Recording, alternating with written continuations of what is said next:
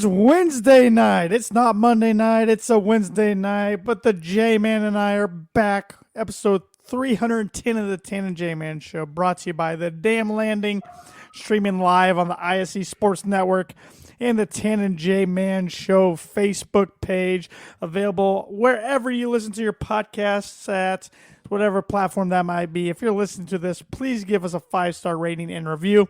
We really appreciate it. With that said, let's bring the J-Man in. Coming in hot off a Sunday night primetime win from Miami. That's right. Right in the flesh, the J-Man. What up? Good game you saw. Yeah, it was a very boring second half. All the scoring was in the first half. Dolphins started just zooming down the field, score easily in like 4 minutes. Then they drive down, get a field goal, drive down, get another field goal. Couldn't punch it in, or have 13-0. All right, feeling pretty good. Next thing you know, it's 16-10, and the Steelers have the ball inside the 30 with 18 seconds left. So it's one of those games where I felt like there's no way the Dolphins are going to win this one, but they found a way to do it. So good environment. Great environment. Honestly, a lot of it had to do with how many Steelers fans were there, to be honest. I gotta think they travel better than any fan base in the NFL. They travel well, and I've noticed when I've gone to Miami the handful of times, that's like the perfect road getaway. Go to South Beach, go to the beach for the weekend, and then go to a football game. So makes sense. Been to 3 games there. Ton of Raiders fans. First game I went to. Ton of Lions fans. Second game I went to. Then of course a ton of Steelers fans. Steelers by far were the most, but they were very nice, unlike Raiders fans who I saw get into many fights, as you did. Was that last year or 2 years? Last year, and I'll never go to the Raider game again. Yep. I was at a boring game myself over the weekend. Jets beat the Broncos 16-9. I mean, there were some Jets fans there, but not near as many as the Raiders brought last year, and I didn't see any problems. I mean, there could have been somewhere else in a different section, but around us, no problems. 5,000 plus no shows in the stadium, but the stadium's big enough. I mean, you can see pockets, but it wasn't like a huge noticeable difference. But environment's what you expect when you're watching a 2-4 team, now a 2-5 team. So with the backup quarterback, nonetheless. So, but still a good time. But at one time I was 3-0 out at Bronco games in Denver, and now I went to 8, and I'm 4-4. Lost 3 in a row.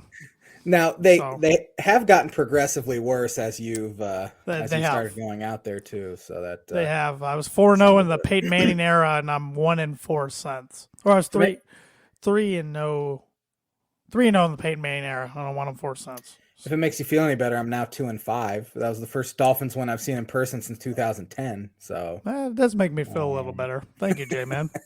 You're always here. That's why I bring you back every week. You're welcome. To brighten my nights and days. So, but do you have some birdie bogey for me? Because I'm 2 back, and this is a big one. This is a big one. I have an NBA question, and full disclosure, I forgot about it until literally my screenshot is 5 minutes ago. So it was 5:28 Central Time when I remembered that I had birdie bogey this week. So on October 23rd, Steph Curry recorded his 100th career regular season game with 30 points and 7 3-pointers. That's more than double anyone else in NBA history. Who is the guy that is second to Steph Curry in this stat? And I'll even give you a hint. He is an active NBA player. Oh, man, I haven't thought about basketball as far as trivia in a while. So this is going to be a good one. This guy also has 42. So he has 42, 30 points, 42 regular season games with 30 points and 7 3-pointers, which is only a mere 58 behind NBA record holder Steph Curry in this. So, all right. Who is it? The Birdie Bogey is brought to you by, Noble Gnome LLC for fresh, locally grown, nutrient-dense produce from Bryce and Katie Romine, Mentone, Indiana. Like them on Facebook, follow them on Instagram, and check out their website, noblegnomellc.com. Get your veggies. Yeah, get your veggies indeed. Get them. It's definitely soup season, like I've been saying the last few weeks, even though it's been decent weather lately in the Midwest. A little rainy today, but of course, I was in Miami, so I didn't care about what the weather was back here over the weekend, but it got up into the high 70s. It was only a few degrees warmer there in Miami. Yeah, out in Colorado, it was about same weather until Monday when we were coming back. It was 20 degrees warmer out here than it was in Colorado. So it got cold out there on Monday. Moving in. Yep. So, well, the World Series is set, J-Man. The Philadelphia Phillies and the Houston Astros. Astros make their 4th World Series appearance in the last 6 years, while the Phillies are making their first since 2009. So you got one of, if not the best team in baseball against the hottest team in baseball. Yeah, the Phillies, I mentioned this last week and the week before, they limped into the playoffs. They got swept by the Cubs in the final full regular season week. They kind of remind me of the Washington Nationals back in 2019. Nationals were playing in the wild card game, down 2 in the 8th inning against the Brewers, facing Josh Hader with nobody on and 2 outs, and they somehow found a way to come back and win that game and go all the way to the World Series and win. So it's all about when you get hot. And the Phillies have gotten absolutely scorching hot here in the postseason, hitting the ball of the ballpark. Their pitching's been so much better than it was in the regular season. The rotation's been great. Kyle Schwarber has 5 homers. Rhys Hoskins hit 4 homers in the NLCS. Bryce Harper with a superstar homer, legendary homer there in Philadelphia now to take the lead in the 8th inning. So they're hot. Now the Astros not lost a game the entire postseason, and they've kind of for a team that won 106 games, they flew under the radar as much as any team I've ever seen coming into the postseason. And that's because people were talking about the 111-win Dodgers, the New York Yankees will always get more pub than the Houston Astros, and people hate the Houston Astros for what they did, but they've just proven to be an absolute powerhouse. And honestly, if they win another one, we can consider this a dynasty, as much as there have been a dynasty in Major League Baseball. As you said, 4 World Series in the last 6 years. They've been to 6 straight American League Championship Series. They had struck out more batters than any team in MLB history through the first 2 rounds of the Major League Baseball playoffs. So they're coming in scorching hot as well. And this is one of the largest win differentials in World Series history. It's a 19-game win differential. Phillies only won 87 during the regular season, which is the most since 1906, which I believe is the White Sox and Cubs in that World Series, if I'm not mistaken. So interesting battle. I fully expect the Astros. In fact, this will be the J-Man's Book of Prediction of the Week, although we probably won't even know. So scrap that. I'm going to wait to do my Book of Prediction of the Week, but I think I can book it next week that the Houston Astros will finish off the Phillies within 4 games, 5 games or less. It's probably going to be a sweep, let's be honest. But I like the Astros in 6. I think Phillies somehow get 2, but I don't think they win it. Did you know if the Phillies were to win the World Series, Bryce Harper would be the first player to ever be the number 1 overall pick, win Rookie of the Year, MVP, and win a championship in a career? Wow. It's incredible. Yep. Never been done in the NFL either. Really? Huh. Interesting thing about Bryce Harper that makes me very mad as a Cubs fan. He and Manny Machado became free agents at the same year. That was the year that Tom Ricketts decided to shut things down and completely stop spending money. And now we see Manny Machado putting together a fantastic year as a third baseman, only 30 years old now. Harper just turned 30, or he turns 30 this month, I believe. He must have turned 30. And after they went to the World Series on camera, the owner of the Philadelphia Phillies told him he underpaid him. And the Ricketts just wouldn't even go out and spend money when Harper was almost on the record saying he wanted to play with the Chicago Cubs. His dog's named Wrigley, for God's sake. So that makes me mad. But happy for guys like Kyle Schwarber and Nick Castellanos. And then on the flip side, the Astros, it's hard to like any of them, but I am kind of rooting for Dusty Baker. He's had a long Major League Baseball career as a player, manager now, been through a lot of crap as a manager, and he deserves to win a World Series title. So it's I still can't find myself rooting for the Astros, but if they get it done, at least Dusty will have won one. It's a good way to look at it. Mark Pryor's career. It's a good way to look at it. I know it's only October 26th, but opening day next year, Aaron Judge, what kind of uniforms is he wearing? That's a tough one. There have been multiple reports. Cubs are very interested, although it'd be on a shorter term deal with a higher per year money. The San Francisco Giants even come out and said they will do everything in their possibility to make it happen. He's from the West Coast, Northern California, went to Fresno State, but I think he'll end up ultimately back in New York and wear that captain patch. Anthony Rizzo even said as much, like our Judge deserves to wear the captain's to be the captain of the Yankees. So if it was Yankees versus the field, I'd probably take the Yankees. I hope you're right. I read that Giants report today, so I was like, and the Dodgers as well are willing to let Trey Turner go, move Mookie Betts back to second base, which that's where he started his career with the Red Sox, to try to make a run at Aaron Judge and win 130 games and still get put out in 4 in the National League DS. So, yeah. I believe the Giants and the Yankees open up next year against each other, which would be really interesting if he did. Because the Giants and then the Yankees have some average of what right field are playing. I don't know who that would be. They'd probably make a trade for someone or go out and get someone. I don't even know really who's a free agent right now. But some more Yankee news. Aaron Boone and Brian Cashman are both expected to be back. Kind of surprised on Boone. Cashman's been there for so long. Since 86, but that's my problem. Same old. I mean, I was looking at their front office the other day, and then the person, I forget her name, right under Cashman, she's been there since 01. It's like the newest hire has been like 08. It's not working. Not working. Haven't won since when, 2009?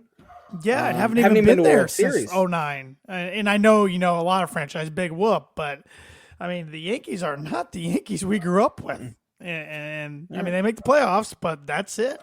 And they win a lot of games in the regular season. They just, for whatever reason, are missing that edge. I don't know what it is. You're right. Yeah. They're soft. They really are. The generation of players is completely different. I do find it absurd that after having maybe the greatest year in American League history, Yankees fans are booing Aaron Judge. Their fans are losers. That is the only place literally that would happen. He didn't have a good postseason at all, and kind of struggled even there at the end until he hit his 62nd homer or 61st homer, 62nd homer. But yeah, that's absurd, and maybe of course money speaks louder than anything. Right. But maybe that is something that could sway Judge to go somewhere else. Well, I'm a person. I'm never in favor of booing a player, even if they're a professional athlete. Now, booing coaches or management, I boo coaches all the time. I understand that. I get that, but I don't like booing players. I mean, there's a few boo birds out in Denver Sunday. Sure, as Bronco fans, we're all sick and tired of this awful offense, but like, don't boo it's not gonna do any good. Don't boo the players. No. Don't boo a kicker after he misses a kick. I mean, things like that. Yeah, that's not going to make them play any better. Right. Especially in college, when you're booing college kids. Yeah, booing college kids is a little much. The guys who get paid a little more understandable, but makes more sense. Still, but college players, you absolutely shouldn't. Yeah, which of course but I'll boo. I'll boo but coaches and management all day long. Mm-hmm. So, yep. Agreed. Any other thoughts on the MLB, the Fall Classic, anything like that? Actually, some more Yankee news. It sounds like Anthony Rizzo is going to opt out of his final year. I don't blame the guy. He had a decent year. Had a good year. Will he get more in the open market? Because the Yankees can offer him a qualifying offer. Now, that would get him, if he accepts it, I think a $3 million pay bump. Yeah. But if he doesn't accept it, that means a draft pick. A team loses a draft pick who signs him. If he signs with a team other than the Yankees, that's been known to make guys not very desirable in the free agent market, especially for a 33-year-old first baseman who has had chronic back issues. Right. So he seems to be happy playing for the Yankees too. He absolutely does. Yeah. And if I was him, his game is built for that ballpark. Oh my gosh, yes. And he should accept the qualifying offer. Oh, some team like the Rockies will throw tons of money at them just to do it because they're the Rockies. Get Brizzo back together. Get the band back together. Put on promotional items that they can sell jerseys. We can sell tickets. That's all. We're only going to win 64 games, but the people are going to come. They're going to sit on the rooftop bar and enjoy the weather. Oh my gosh. Yeah. I might have talked to a few people out in Denver who are pretty over the Rockies. So that's where I'm getting that from. Maybe the Walton family will pitch in some money to buy them too. The Monforts need to get rid of them, but they like lining their pockets. That's all they care about. Yeah, I don't blame them. So, you watching the NBA? I've watched the Bulls for about a game and a half, and that's mainly to see Io. And it happened to be both games they won, so that's about it. I've seen Piston highlights for Jay Ivey, and that's it. I have not watched an actual live second of NBA basketball yet. So, yeah. I got nothing. Looking around though, the NBA, a surprise team is 4-0, and that's the Portland Trailblazers. Yeah. Pelicans are 3-1. Zion's back. But other than that, it's pretty straightforward. I mean, it's so early to even think anything. Like Philadelphia's 1-3, but I fully expect them to get a top 4 seed in the East. Yeah. Other than that, Golden State's 2-2. Not a whole lot going on. No, I see Adam Silver's going to try to look into tanking. I don't know really what you do, but they've done everything they can almost do. One thing I do like, I don't think it'd last very long, but they've mentioned this in baseball.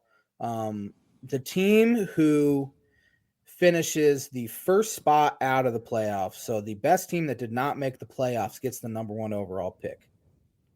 That would motivate teams to try their best to get into the postseason for sure. Definitely. But at the same time, if they're sitting there in that 8th spot a game up, they'll probably rest all their players to get. That's true too. So it kind of evens itself out. That's true too. Yep. I don't have a lot of NBA talk. Maybe I will in the next future. I think our college basketball previews coming up here a week from Monday, so we'll have some. Yep. The 7th, November 7th. That's when the season starts, anyway. So. Yep. Do you want to get educated here before we get into anything? Yep, let's do it.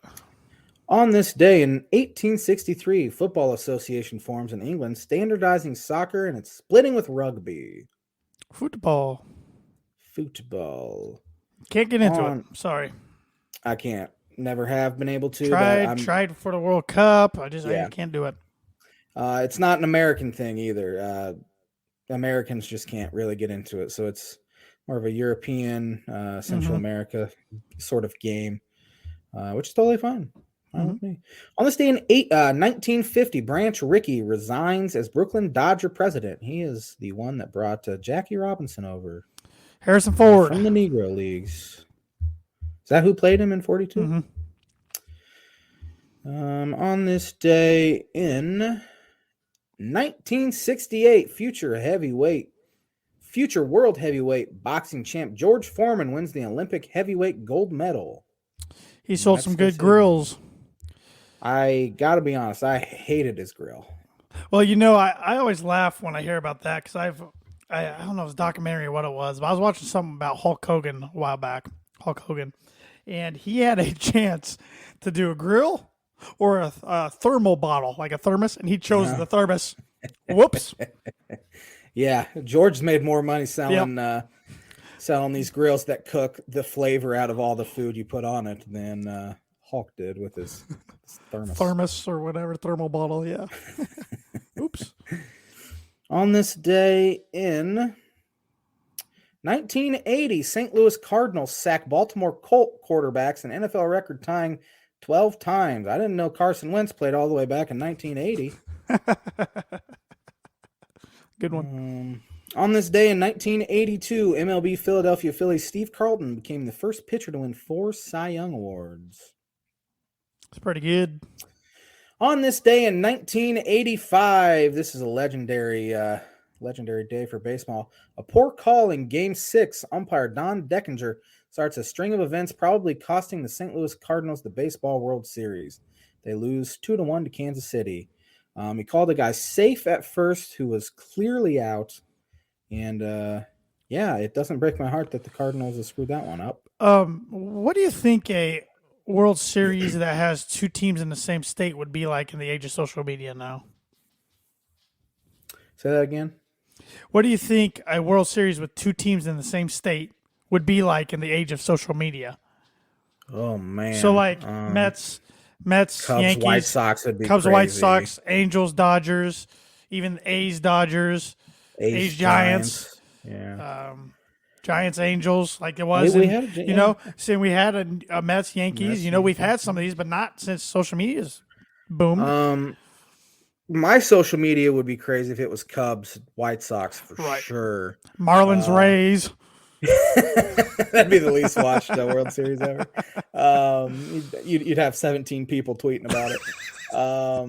Covering the Dolphins too. Yeah.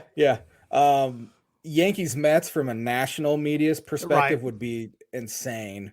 Yeah, I thought we might get it this year, but yeah, it was looking good there for a while. It would break social media probably. Yeah, be interesting. On this day in 1993, the NFL announced a new expansion team, the Carolina Panthers in Charlotte. One Super Bowl appearance. On this day in 96, the Yankees beat the Two Braves. Super Bowl appearances, excuse me. To win the club's 23rd title. Who was the Yankees World Series MVP that year? What year? I'm sorry, I interrupted 96. 96. Oh, shoot. I think Brocious was 98. 96. Oh, I'm going to guess Mariano Rivera, but I think that's wrong. Wrong. He is a reliever, though. John Wetland. Yeah. On this day in 97, the Marlins beat the Indians in Game 7 at Pro Player Stadium in Miami for the Marlins' first ever title. The MVP was pitcher Livan Hernandez, who had a long career. Yeah, he did. Speaking of the Subway Series, the Yankees beat the Mets 4-2 in Game 5 to win the Subway Series. Derek Jeter was the MVP that year. 2000, yep. The last out was Mike Piazza flew out to the warning track. Yes. Bernie Williams. On this day, in 2005, the White Sox beat the Astros 1-0 in Game 4 to most forgettable World Series in history of baseball. And you name the MVP. Was it Scott Pasednik? Jermaine Dye. Oh, for some reason, Scotty Pods. For whatever reason, I remember that final out more than about any of them.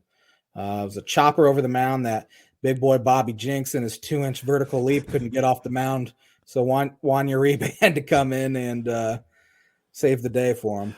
Well, and you probably remember that because it was before the Cubs won their most recent World Series. It was before the Cardinals, who you also hate, won one. So you're seeing the White Sox when you're like, what the heck?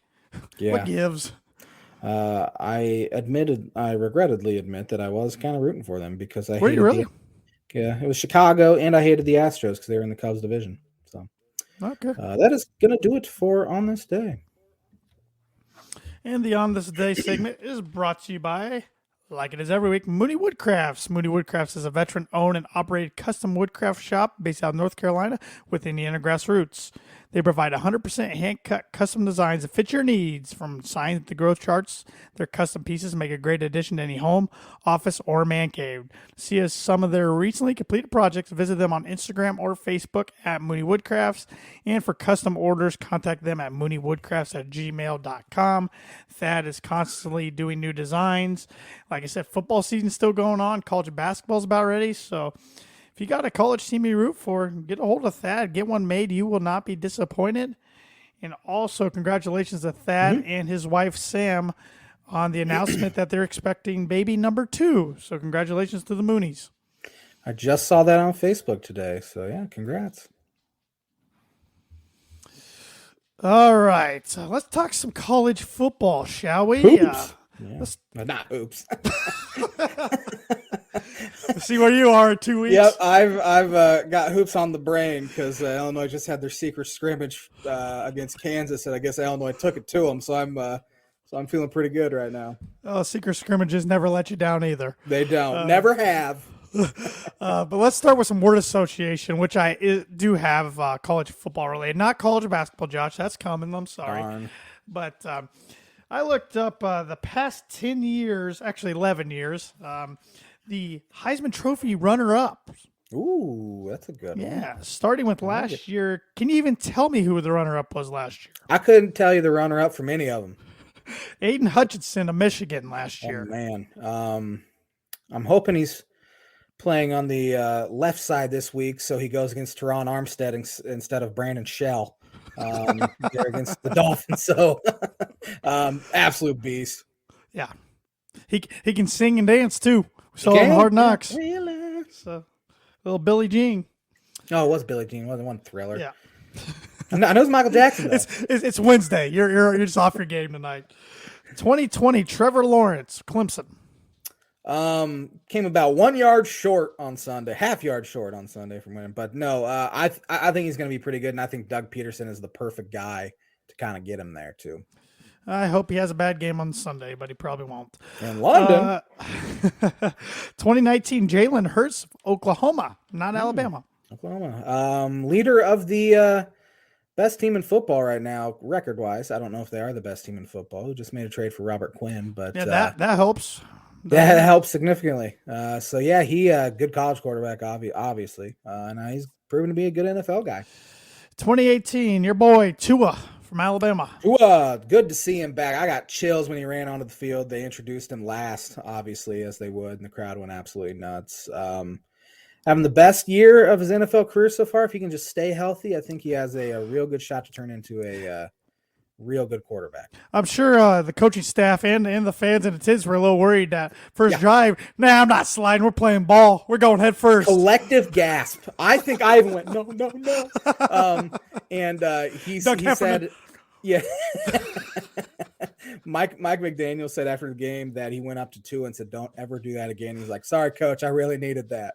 So it was definitely a mental thing more than it was anything. But there's your one. There's your one. Well, he did it later in the game too. So what was the most popular Dolphin jersey? Was it Merino? Saw a handful of Merinos. Of the current guys, probably Tua, I would say. Yep. I saw a lot of Jalen Waddles, and quite a few Javon Hollins too. He's turned into a fan favorite there. As the Steelers go, TJ Watt. For sure. A bunch of TJ Watts. So sure. How about the most outlandish Dolphin jersey? That's what I always like going and seeing, like just random ones. So we were in the airport flying out, and I saw an Andrew Van Ginkel, he kind of starts at linebacker for him. So I'm assuming it's a relative or a buddy that was flying to the game. I honestly looked because I knew you were going to ask this question. Mm-hmm. I didn't see any outlandish Steelers jerseys at all. I saw like a Mean Joe Green. That's pretty cool. But nothing like, why are you wearing that thing? I saw a bunch of Kenny Pickett because, of course, he went to Pittsburgh and now he's playing for Pittsburgh. Saw Trubisky. Outlandish Dolphins jerseys, though. I can't really think of one. I saw Chris Chambers, but I loved that one. So, yeah. I would say the Broncos one is probably Manning or Elway was the most popular jersey you saw out of current players. Of a lot of Russell Wilson, but not as many as I thought I would see. A lot of Jerry Jeudy. Is he going to be traded? I don't think so. Bradley Chubb's the one I'd watch for. Outlandish ones. I saw Bubby Brister. That was pretty cool. I did see a Kyle Orton. I'm not the only one out in the wild. Nice. I saw Kyle Orton. But I didn't see any, like, I've seen Jerry Rice out there before. There was one, Jonath Griffith, who's kind of starts for them at linebacker from Indiana State. I saw somebody wearing his jersey. So maybe it was, I don't think it was a relative, but maybe it was a family friend or something. But so saw a few. I always like. And what about Jets? A lot of Sauce Gardner jerseys. Yeah, for current players. He's going to be a popular one. A lot of Jarrell Rivas. And Joe Namath, too. Sure. So, yep.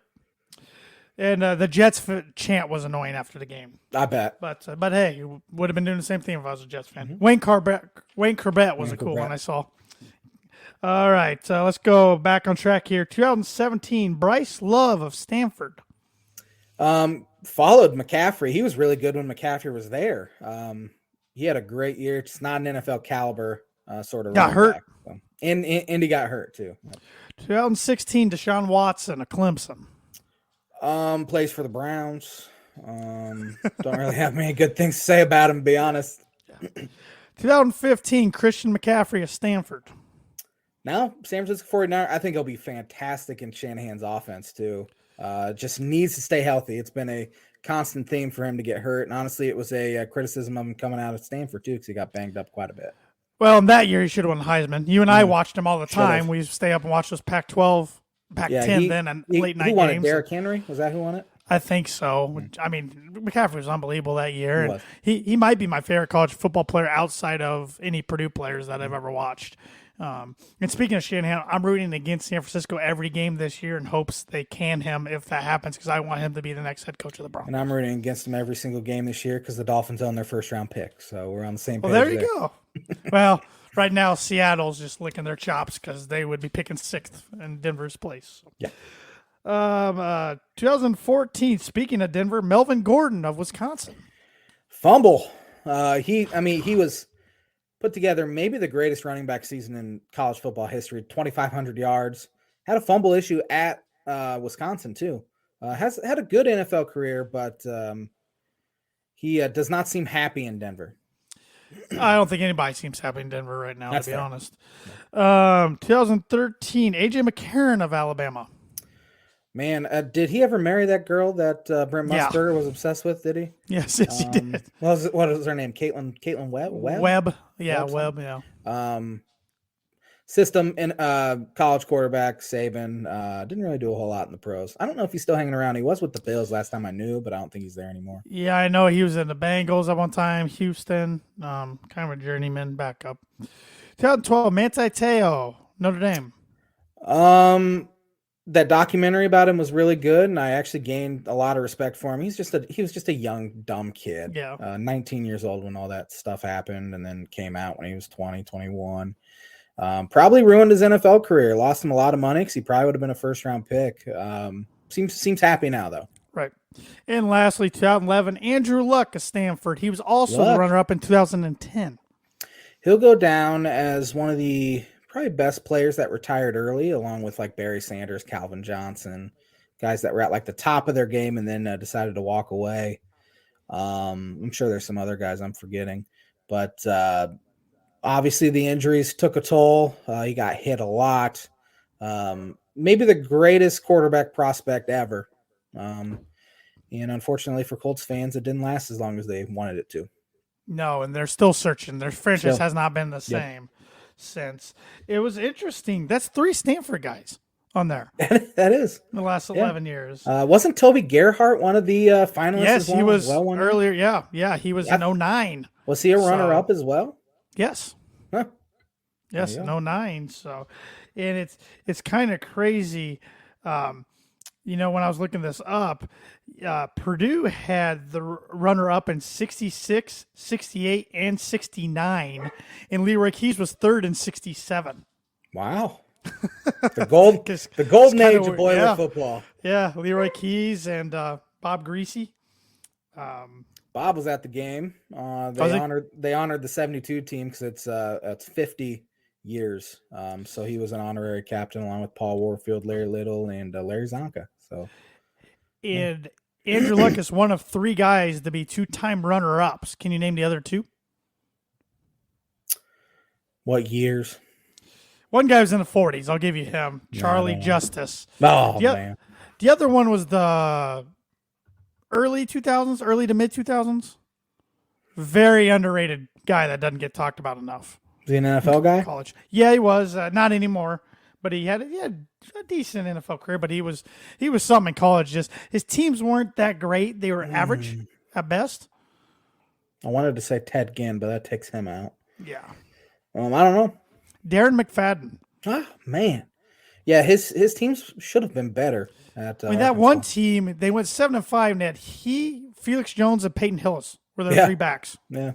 I remember one year they got up to number 2 in the country around Thanksgiving time and then lost, and it took them out of the BCS championship game. And that was probably their best year, but they should have been better. But that's going to do it for the word association. I forgot what the segment's even called. Good list. I liked it. That was a fun one. Which is brought to you by, like it is every week, Proforma Print 2 Promo Group. If you're looking for a trustworthy, dependable resource for any trade show, company picnic, or sales meeting, Proforma Print 2 Promo Group has over 50 years combined experience in promotional products and commercial print. They strive for fast and efficient response to all your print needs. You need to look no further. Let them be your one source, print, and promotional company by giving Barbara Van Weinsberg a call today at 574-210-3815. I just did that recently because I'm looking for some promotional products in my everyday jobs. Nice. Your day job, huh? Yep. Nice. College Did you football. watch much college football? I know you're in Denver. I didn't watch a whole lot. I watched the Purdue game, if you want to call it a game from a Purdue fan standpoint. Watched a little bit here and there because we watched the first half at a bar, so I was catching a little bit of the Texas-Oklahoma State game and a couple others. Of course, the Cincinnati SMU game that was on before Purdue's game ran long. So by the time Purdue's game came on, they were already down 14-0 4 minutes into the game. Because Wisconsin scored, and then Aiden O'Connell threw a pick 6 on Purdue's first drive. So it's like, great. Same old. 16 straight wins for Wisconsin over Purdue. Nothing changed. They overpowered Purdue, exposed some weaknesses. Aiden O'Connell's worst game last year was against Wisconsin. Worst game to date this season against Wisconsin. I don't know if there's coincidence in that or not. Jim Leonard had his guys playing good. I'm not going to like him. I can already tell you that. I don't like the way he acts on the sidelines, Leonard. But if things go haywire here the rest of the year, I don't think he'll be retained because the new athletic director there did hire a search firm. So I did not see that. I just expected that no matter what he does, he's got to get the job. That's what I was thinking too until I read that this week. And Dan Orlovsky, I decided not to because I didn't want to get into it, but I about tweeted ESPN to take him off and never have him do a game again because he's annoying.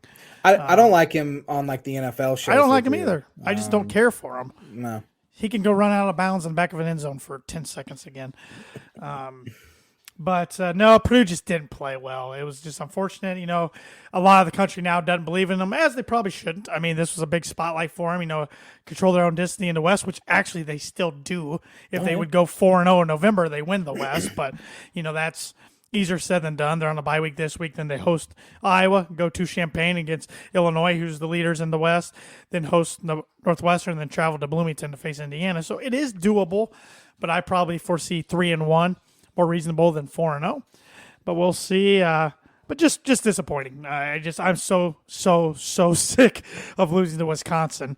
Now you got to wait another year, which the Big Ten released their conference schedules today, and that's who Purdue opens up with at home next year in Big Ten play in September. So it'll be kind of nice to actually play Wisconsin early. Mm-hmm. It always seems like it's in October.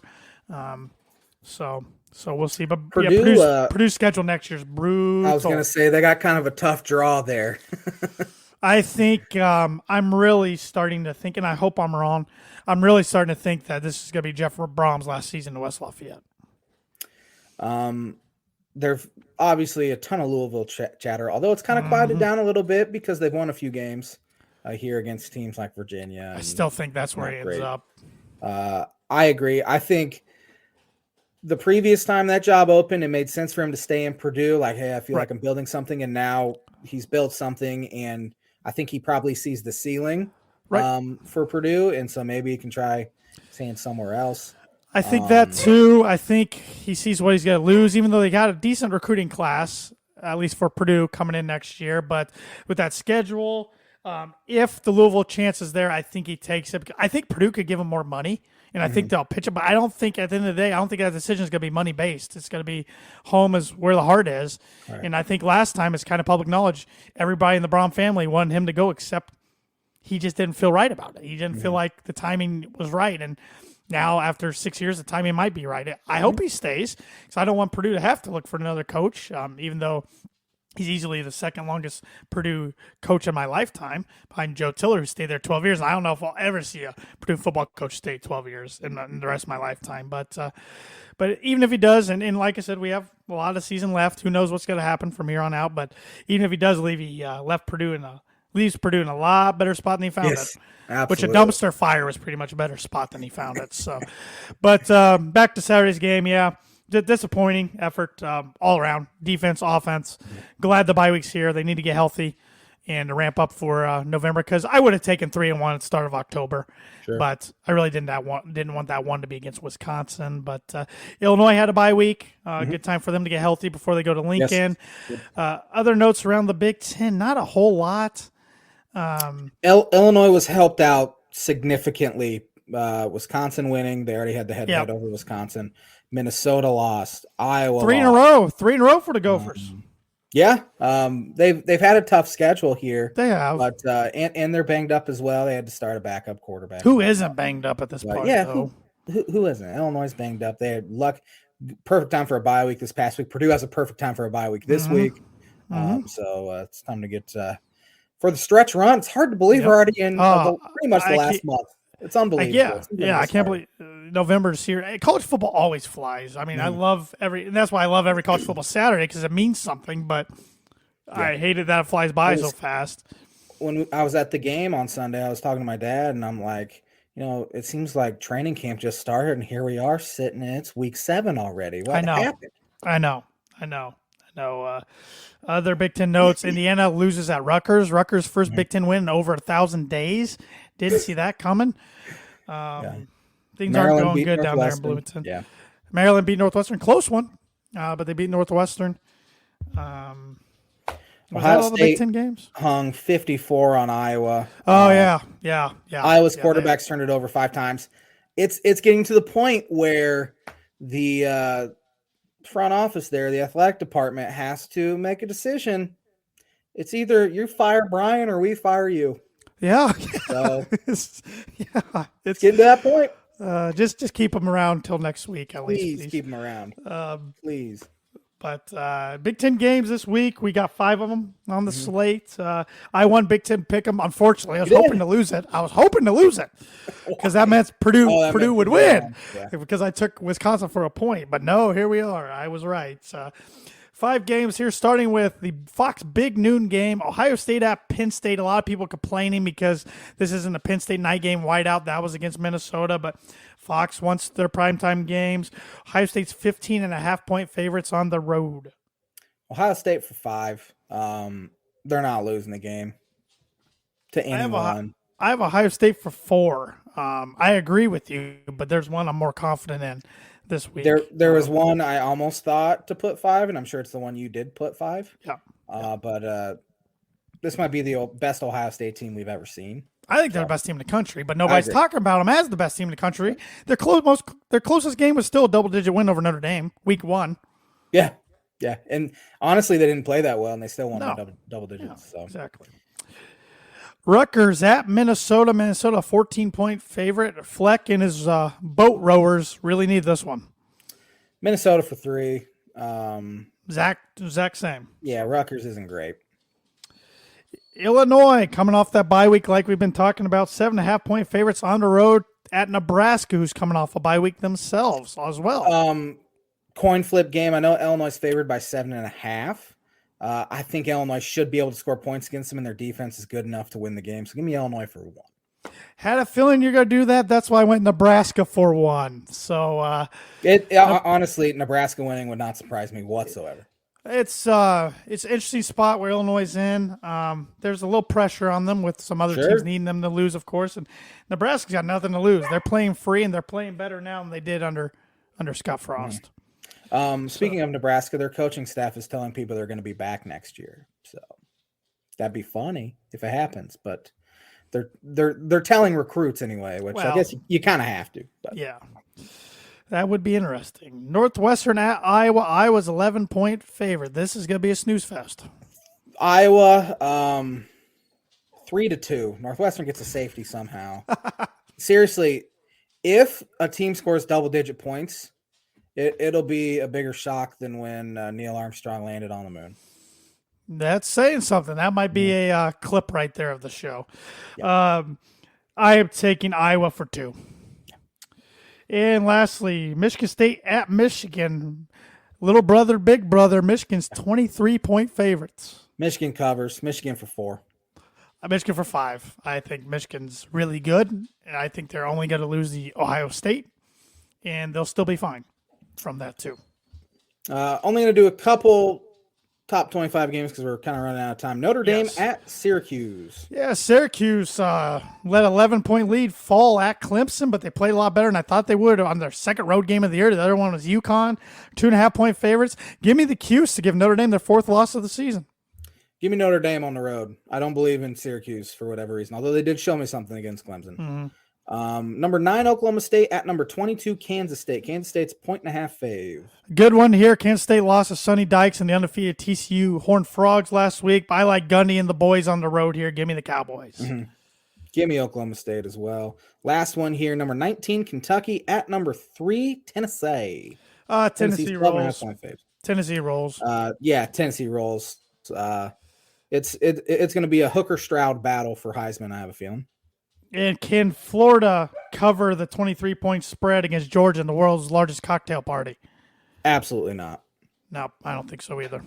I don't know if Florida will score more than 7 points or so. I don't think so either. So, all right, NFL talk. 3 winners, 3 losers. Well, I'm a loser because I can't beat the J-Man NFL Pick'em no matter what happens every week. Just can't do it. I will start off with one of my winners. Then I'm going to let my dog out of the room because he is being a nuisance. Chicago Bears. Your dog, not my dog this week. Chicago Bears. Did not see that. Did not see them going into Foxborough and just demolishing New England. I had New England for big points, and Bears showed me something on offense. Yeah, the Bears, are they turning the corner? Probably not. Fields. No. It felt like Fields had a great game. You look at his stat line, like he didn't really throw it that well. But their defense played well. New England could be one of my losers. I left them off, but quarterback controversy there. Belichick's not helping things by some of his comments. Sounds like Mac Jones is going to start this week. Yeah, that's a good winner. My first winner, Kansas City Chiefs, coming off a loss going in. They're one of mine too. To San Francisco against the best defense in the NFL, putting up 44 points heading into a bye week. I can't stand them, but they're so good. They are. My other winner, Seattle Seahawks, blowing out the LA Chargers. Yeah, Geno's playing well. This is a Seahawks team I thought would win 4 games all year, maybe 3, and they're sitting there at 4-3 and laughing right now because they own the 6th pick as of right now in the draft and a 2nd-round pick too. I saw a TikTok of Drew Lock. He was at a restaurant with his wife, girlfriend, whatever, and he got a box to go. Even though he didn't want to take it home, he didn't want them to know that he didn't like the food that well. So he got a box, and he got all the way home before he threw it away, so no one would see him. It was so random. I'm like, it didn't say it was Drew Lock or anything. I'm like, that is Drew Lock, and I looked at the comments, and I was like, is that Drew Lock? So yeah, he's nice. Probably the one guy that's bummed that yeah. Seattle's doing that good, even though, I mean, I'm sure he feels no pressure there like he did in Denver, but I think he thought maybe he had a shot and he got beat out, and Geno's not doing anything to lose the job. Yeah. So Geno ain't right back yet. My third and last winner, since the Chiefs were also a winner of mine, the Carolina Panthers. Look at that. Holy cow. Didn't see that coming against the Tampa Bay Buccaneers. I thought, the Panthers trade McCaffrey. Don't even know who played. Would Stidham play quarterback for him? I don't even remember who played quarterback for him the other day. It was P.J. Walker. P.J. Walker, yeah. They have like 5 quarterbacks. And they not only beat the Buccaneers, they took it to them. Buccaneers were 13-point favorites and weren't even close to covering. My last winner, Tennessee Titans, now have a lead on the Indianapolis Colts, and they've beaten them twice, so that means a whole lot more. Colts have some issues there. That's a bad division. Titans should roll through that division now that Sam Ehlinger is supposedly going to start the rest of the way. Yeah. 3 losers. Tampa Bay Buccaneers. I mean, I had the Panthers winning. Buccaneers.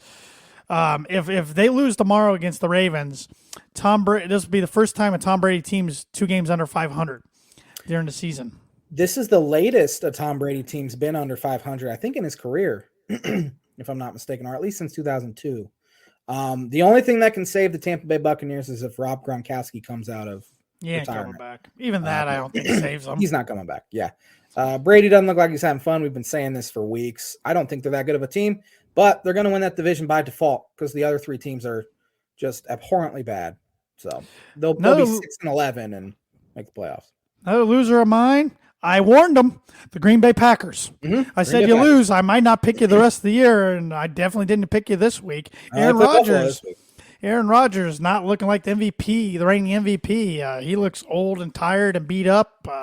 And he's blaming his teammates, which is what a great leader always does, is blame the people around him, even though Rodgers didn't show up until day 1 of training camp. Right. Saying too many mental mistakes, we need to start cutting reps. Well, they need to start cutting Rodgers reps. Yep. He's clearly a guy who's been part of the issue. So they're one of my losers as well. My last loser, the LA Chargers. Too much talent on paper. I know they get injured. They get injured about as bad as anybody every year in, year out. Justin Herbert, what have you done for me lately, guy? Nothing. Everybody wants to say you're so talented you can't win games. Yeah. It's been an issue. Brandon Staley, are you going to be on the hot seat? You make some questionable play calling decisions. I mean, you're not the worst one in the AFC West, but you're not too far from it either. So, my last loser, Jacksonville Jaguars, had that game won. Trevor Lawrence throws a terrible interception. Then they get all the way down there, and Trevor Lawrence doesn't even throw it to a guy in the end zone, and he gets stuffed a yard short. Had a chance to go to 3-4, which doesn't sound great, but in that division, you're right in it. Had a chance to beat a Giants team that I still don't believe in. And they found a way to lose, as the Jacksonville Jaguars do. They have to learn how to win. Yep. NFL Pick'em, as we have mentioned, the J-Man for about the 27th week in a row has won Pick'em. No, not in a row, but I have only beat you once this year. So this will be the J-Man's book of prediction of the week. Rack it up again. I will win this one as well. I wish I could give you a gesture on the IC network. J-Man's book of prediction of the week brought to you by Indiana Farm Bureau insurance agent Travis Watering for life, home, auto, business, renters, workers' comp, and farm insurance. Contact Travis at 219-869-4561. His email is travis.watering@infb.com. Tomorrow night, Baltimore Ravens at the Tampa Bay Buccaneers. If Ravens lose this, they go to 500. Buccaneers win it, they go up to 500. Buccaneers are on a corner. They're desperate. I don't think I think the Ravens are a better team, but something tells me the Buccaneers get it done, and I crazily put 7 points on it. I am also taking Tampa Bay, but I'm only putting 1 on them. Okay. I don't believe in them whatsoever, don't trust them, but it just feels like this is a game Tom Brady finds a way to win for whatever reason. In London, Denver against Jacksonville Jaguars. Don't know if Russell Wilson's going to play or not. He's in the middle of the. He worked out for 4 hours. Doing high knees. It is, and I'm not going to wear my jersey, but he's doing Subway commercial. It's just their national headline every day because of this stuff. But even if he plays, I don't think it matters. I think Jacksonville wins. Give me Jacksonville for 3 points. Here's my book of prediction: if the Jaguars win by more than a touchdown, Nathaniel Hackett gets fired next week during the bye week. Wow. That'd be embarrassing for him and embarrassing for George Payton as well for hiring the guy. The new owners are embarrassed, it sounds like. So they should be. They didn't have anything to do with Hackett or the Payton hire. Now they did sign off on the Russell Wilson extension, but that's the only thing they've done. So give me Denver for 2. I hope you're right, but you won't be. I'm assuming Russell plays. Won't matter. That's an ESPN Plus exclusive. So are you going to have to subscribe? It to is? ESPN Plus? Yeah. I didn't know that. Thank you for letting me know. Yeah, I'm going to have to subscribe to ESPN Plus. Yeah. I think you can get it for $6 or something. Maybe there's a free trial. Well, I'm really glad you let me know because I would have been throwing a fit at 9:30 in the morning on Sunday. I saw that and I'm like, what? That doesn't make any sense. And I remember seeing that in the off season now, but they need to let more people know that. I feel like I've seen it everywhere. Maybe I just don't watch enough TV or something. Carolina Panthers at the Atlanta Falcons. Falcons for 4. I don't think either of these teams are good. Falcons for 7 for the exact same reasons you said. I think both teams are terrible. Chicago Bears at the Dallas Cowboys. Pick this game before I watch the Bears annihilate the Patriots. So good win for the Bears. I don't think it matters. Dak's back. Cowboys for 12. I have the Cowboys for 15. Although I think Cowboys offense moves a little better with Cooper Rush. I will say that. But the Cowboys defense is really good.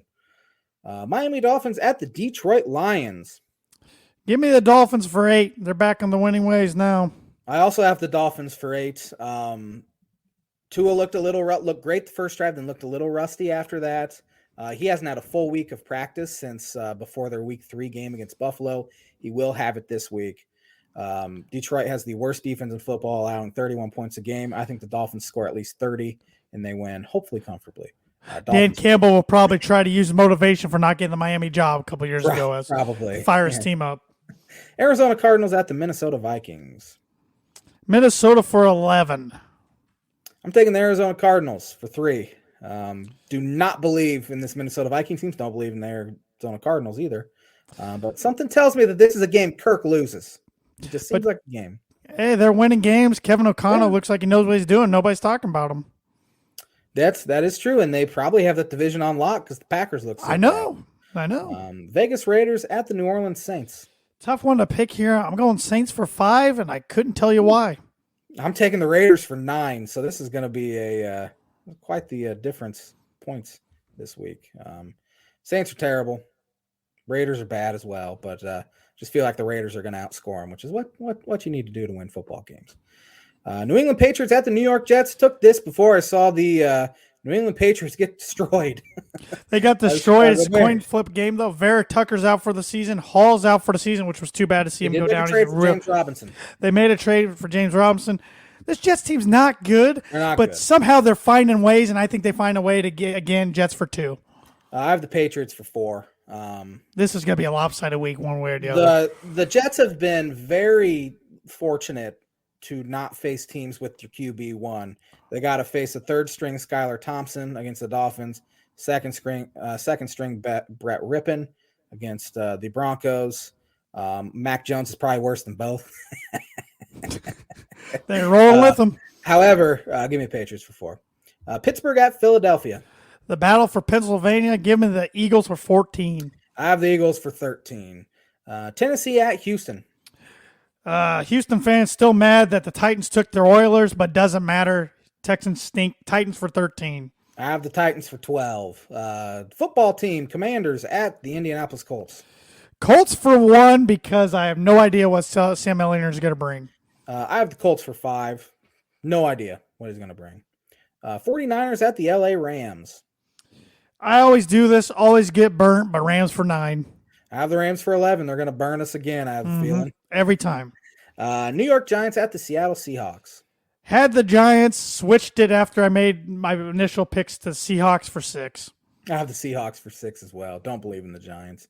Green Bay Packers at the Buffalo Bills. You ticked me off, Green Bay. Buffalo for 15. I have Buffalo for 14. Wish I would have taken them for 15. Bengals at the Cleveland Browns. Bengals are rolling now. Give me the Cincinnati Bengals for 10. I have the Cincinnati Bengals for 10 as well. Buys for fantasy considerations. Kansas City Chiefs and the LA Chargers. Chiefs being on a bye hurts this 7-0 man with Pat Mahomes and Travis Kelce. I'm like my Broncos. I'm 2-5. You know what's sad about the Broncos 2-5, J-Man? Sorry to interrupt you. They have had such an easy schedule on paper through 7 games. They haven't even hit the hard schedule yet. That's not ideal. No. This episode is brought to you by The Dam Landing, whether you want epic burger, hand-tossed pizza, and bread, tenderloin seafood, craft beer, or a handcrafted cocktail. The Dam Landing is the place to be. The Dam Landing is a bar and grill located on beautiful Lake Manitou, focuses on freshness and quality. The Dam Landing has great food, great beer, great views of the lake. Go to The Dam Landing, 1305 Ewing Road in Rochester. I'll hit you with this birdie bogey here before we go. It is a NBA question, as I said. Steph Curry recorded his 100th career regular season game with 30 points and 7 3-pointers, which is more than double anyone else in NBA history. Who is the guy who is second behind him, who is an active player? James Harden. You got it right. You got a birdie. Woo! It was him or Westbrook. Him and Westbrook right in my head. And I'm like, Westbrook shoots over 500 now. So Harden. Pace. All right. One back. One back. Good job there, Tan the Man. All right. Thanks for watching the Tan and J-Man show. I am 5 over par. Tanner is 6 over par. But hey, we're getting better, it feels like. Getting better ain't easy. The questions are getting harder, too, so maybe we've just gotten smarter. Thanks for watching. I like on that. the ISC Sports Network. We will be back at it on Monday next week. Have a great weekend.